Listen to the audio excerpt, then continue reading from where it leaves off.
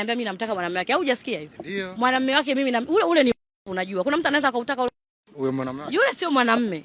Huo ni king'asi. Kwa sababu hata hiyo mali yenyewe wewe unaona kuna kipindi mimi Gigi nilikuwa nampeleka kwenye mashow, nampeleka huku na mwangaikia. Tulikuwa tunatafuta hela ampe ule mwanamume waoane, wafanye sherehe.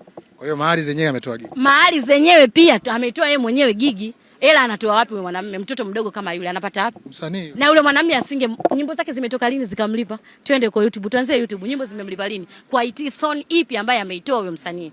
Tunaanzia hapo. Kwa sababu ngoja nikwambie kitu kimoja ndugu mtangazaji. Sijui unanielewa? Umeona yule mwanaume? Nilikaa naye mimi chini na dada yangu anaitwa Ishekinde. Ndio tulikaa na Gigi ndo alikuja naye. Walikuwa wamegombana mambo yao ya Msomali. Tulimweka chini ya muoe Gigi, tulimsema. Tena vibaya mno. Ndio yule mwanamume kwenda kumuoa nani? Kumuoa Gigi. Muheshimishe kutokana na mavideo yake hayo ya si umenielewa? Aya, sasa hivi mimi nataka nikwambie wewe kitu kimoja kakaangu. Mtu kama huyo, mtu kama Gigi. Sijui unanielewa?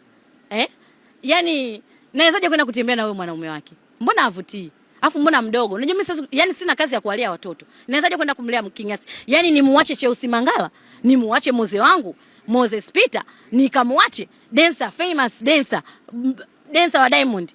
Tena ni dancer mkubwa hapa Tanzania, ndani ya Tanzania hadi nje ya Tanzania. Yaani nikamwache bwana Mungu kwa sababu ya ule. Kasema mimi natembea na Mchaga, hujasikia? Kaniambia mimi Mchaga mimi bwana wangu. Aya huyo Mchaga nimetembea naye wapi? Alishakujaga kusema mimi bwana wangu Ozo. Futa hela ufanye kazi Gigi. Kila mtu